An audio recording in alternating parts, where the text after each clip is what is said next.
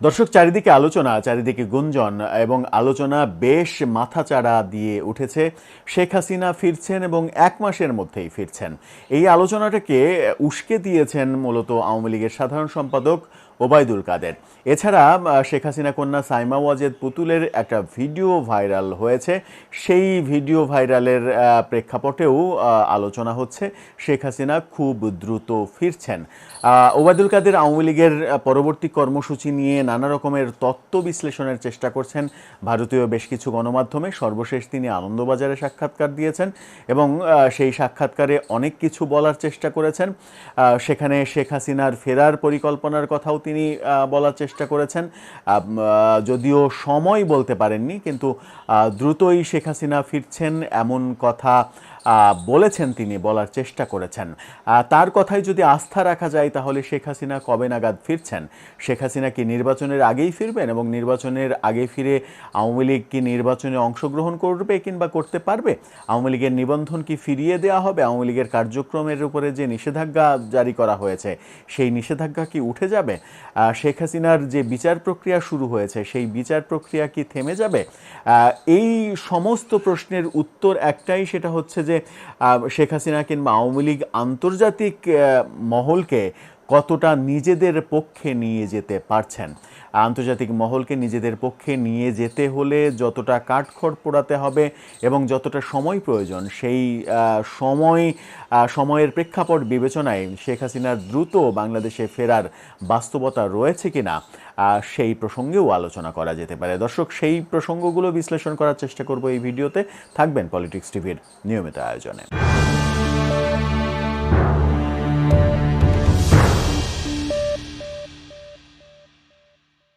দর্শক, পলিটিক্স টিভির নিয়মিত ভিডিওগুলো স্পন্সর করছে প্রজাপতি.টিভি, নতুন ওটিটি প্ল্যাটফর্ম। আপনারা চাইলে ইউটিউবে, ফেসবুকে, ইনস্টাগ্রামে, টিকটকে দেখে নিতে পারেন।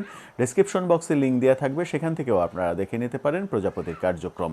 চলে যাচ্ছি মূল ভিডিওতে। বলছিলাম, শেখ হাসিনা ফিরছেন, 1 মাসের মধ্যে ফিরবেন, এরকম নানা আলোচনা চলছে সামাজিক যোগাযোগ মাধ্যমে। এরকম আলোচনাই সয়লাভ হয়ে গেছে। ওবায়দুল কাদের এই ব্যাপারে আনন্দবাজারকে বলেছেন শেখ হাসিনা ফিরবেন, দ্রুতই ফিরবেন এবং ফিরে তারপরে নির্বাচনের প্রস্তুতি নেবেন।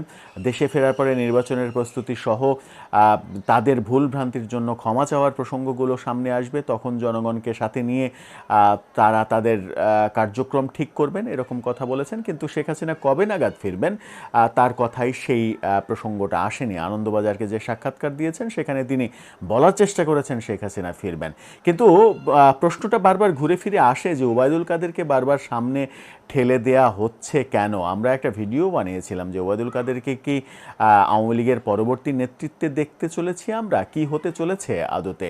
এদিকে শেখ হাসিনা কন্যা সাইমা ওয়াজেদ পুতুলের একটা ভিডিও ভাইরাল হয়েছে।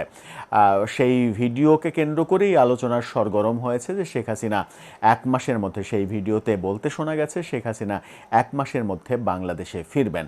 বাংলাদেশে ফিরে তিনি তার রাজনৈতিক কর্মকাণ্ড পরিচালনা করবেন।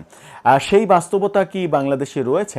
সেই বাস্তবতা বাংলাদেশে একেবারেই নেই বলেই মনে করছেন বিশ্লেষকরা। তবে শেখ হাসিনার ফেরা নির্ভর করছে অনেক কিছুর উপরে। অনেক কিছুর মধ্যে একটা বড় ব্যাপার হচ্ছে প্রফেসর ইউনূস সরকার যদি দীর্ঘমেয়াদে থাকতে পারেন এবং নির্বাচন পর্যন্ত থাকতে পারেন, তাহলে শেখ হাসিনার এই নির্বাচনে আওয়ামী লীগের, শেখ হাসিনার তো না, শেখ হাসিনার নির্বাচনে অংশগ্রহণ করার কোনো সুযোগ তো রাখবেই না সরকার। কারণ বিচারের আয়োজন যেটা করা হয়েছে, নিশ্চিত করেই বলা যায় যে কোনোভাবেই শেখ হাসিনার একটা বড় সাজা দেওয়ার চেষ্টা তো করা হবেই। সেটা যদি হয় তাহলে নির্বাচন প্রক্রিয়া থেকে শেখ হাসিনা বিচ্ছিন্ন হয়ে পড়বেন। কিন্তু আওয়ামী লীগ নির্বাচনে অংশগ্রহণ করতে পারবে কিনা সেই প্রসঙ্গ যখন আলোচনায় আসবে, তখন এই আলোচনাটা করা যেতেই পারে যে বর্তমান সরকার কি আওয়ামী লীগের উপরে যে নিষেধাজ্ঞা জারি করা হয়েছে কর্মকাণ্ড চালানোর ব্যাপারে, সেই নিষেধাজ্ঞা তুলে নেবে? আমার মনে হয় না যে এই সরকার সেই নিষেধাজ্ঞা তুলে নেবে, কারণ এই সরকারের উপরে সবথেকে বড় চাপ ছিল আমেরিকার চাপ। আমেরিকা এবং ভারত, এই দুটো চাপ ছিল। ভারতের চাপ রয়েছে, থাকবেই, কিন্তু আমেরিকার চাপ আমার মনে হয় অনেকখানি কমেছে। আমেরিকার চাপ এই কারণেই কমেছে যে আমেরিকার সঙ্গে একটা সমঝোতা, করিডোর নিয়ে একটা সমঝোতার দিকে গিয়েছে সরকার। সেই কারণে এই সরকারের উপরে প্রথম দিকে ট্রাম্প প্রশাসনের যে চাপ আমরা লক্ষ্য করেছি, এই সরকার বিরোধী অবস্থান দেখেছি, এখন কিন্তু ব্যাপারটা অনেকটা ইউটার্নের মতো দেখা যাচ্ছে। আবার যদি করিডোর দিতে এই সরকার ব্যর্থ হয়, তখন পরিস্থিতি আবার পাল্টে যেতে পারে। আন্তর্জাতিক দেশীয় রাজনীতির প্রেক্ষাপট যেমন বারে বারে চেঞ্জ হয়, আন্তর্জাতিক রাজনীতির প্রেক্ষাপটও কিন্তু বারে বারে চেঞ্জ হয়। তার মানে করিডোর দেয়া না দেওয়ার উপরে নির্ভর করছে সরকারের সঙ্গে আমেরিকার সম্পর্ক, এবং সেখানেও অনেকখানি নির্ভর করছে আওয়ামী লীগের ভবিষ্যৎটা কোন দিকে যাবে।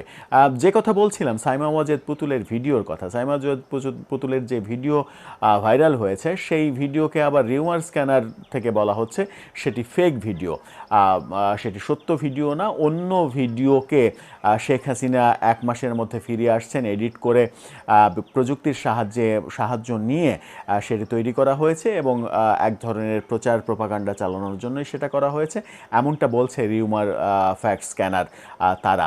তার মানে হচ্ছে সাইমা ওয়াজেদ পুতুলের ভিডিওর এই বাস্তবতাও পাওয়া যাচ্ছে না। এই বাস্তবতা যখন পাওয়া যাচ্ছে না, তখন কি বলা যেতে পারে? তখন একমাত্র সোর্স হচ্ছে ওবায়দুল কাদেরের যে সাম্প্রতিক কথাবার্তা, সেখান থেকে সোর্স হিসেবে সেইগুলোকে সোর্স হিসেবে ব্যবহার করা। কিন্তু সেইগুলোকে আপনি যখন সোর্স হিসেবে ব্যবহার করতে চাইবেন, তখন কিন্তু একটা প্রশ্ন সামনে আসবেই, সেটা হচ্ছে ওবায়দুল কাদের কি আওয়ামী লীগের মুখপাত্র হিসেবে পরিপূর্ণভাবে দায়িত্ব পেয়েছেন? আওয়ামী লীগের কথাই কি ওবায়দুল কাদের বলছেন, নাকি নিজের মন গড়া কথা বলছেন? আবার আরেকটা প্রসঙ্গ আসছে যে ওবায়দুল কাদের কিন্তু নিশ্চিত করে বলেননি যে শেখ হাসিনা কবে নাগাদ ফিরবেন। বলেছেন একটা উড়ো ভাষায় শেখ হাসিনা ফিরবেন, দায়িত্ব নেবেন, রাজনীতি আবার করবেন, আওয়ামী লীগ উজ্জীবিত হবে, এরকম নানা কথা বলেছেন। কিন্তু কবে নাগাদ ফিরবেন সেটা কিন্তু নিজেই বলেছেন যে সেটা নিশ্চিত নয়, সেটা সময় এবং রাজনৈতিক প্রেক্ষাপটের উপরে, আন্তর্জাতিক প্রেক্ষাপটের উপরে নির্ভর করছে। ব্যাপারগুলো তিনি নিজেও স্বীকার করেছেন। তার মানে আমরা যেটা বিশ্লেষণ করার চেষ্টা করলাম যে সব কিছুই আদতে নির্ভর করছে রাজনৈতিক পরিস্থিতির উপরে, এবং শেখ হাসিনা আন্তর্জাতিক লবিং কতটা করতে পারছেন, আওয়ামী লীগ আন্তর্জাতিক লবিং করতে পারছে কতটুকু, সেটার উপরে নির্ভর করবে। আমরা এর আগে শুনেছি যে সজীব ওয়াজেদ জয় প্রায় $2 লক্ষ কিংবা $2 লক্ষ মিলিয়ন এরকম একটা অ্যামাউন্ট দিয়ে আন্তর্জাতিক লবিস্ট নিয়োগ করেছেন। সেই লবিস্ট প্রথম দিকে বেশ কার্যকর বলেও মনে হচ্ছিল, ডোনাল্ড ট্রাম্প প্রশাসনের সঙ্গে লবিস্ট বেশ ভালো এগিয়ে গিয়েছিল। পরবর্তীতে আমরা ডোনাল্ড ট্রাম্প প্রশাসনকে কিন্তু ইউটার্ন নিতে দেখেছি। তার মানে সেই লবিস্টও ট্রাম্প প্রশাসনে খুব একটা কাজ করতে পারছে এই মুহূর্তে, সেটা বলা যাবে না। সব মিলিয়ে পরিস্থিতি শেখ হাসিনা কিংবা আওয়ামী লীগের অনুকূলে রয়েছে কোনোভাবেই, যেটা ওবায়দুল কাদের বলতে চেয়েছেন সেটা কিন্তু বলা যাচ্ছে না।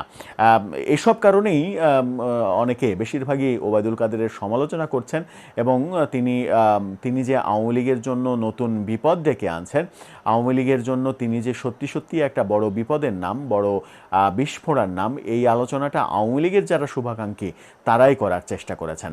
আমরাও প্রশ্ন তুলেছিলাম যে আওয়ামী লীগ কি ওবায়দুল কাদেরকেই পরবর্তী সভাপতি হিসেবে দেখতে চাইছে কিনা, যেভাবে তাকে 10 মাস পরে পর্দার অন্তরালে থেকে একেবারে পর্দার সামনে নিয়ে এসে বারবার গণমাধ্যমের মুখোমুখি করা হচ্ছে, এবং তিনি গণমাধ্যমকে আবার বলছেন আমি আওয়ামী লীগের সাধারণ সম্পাদক এখনও।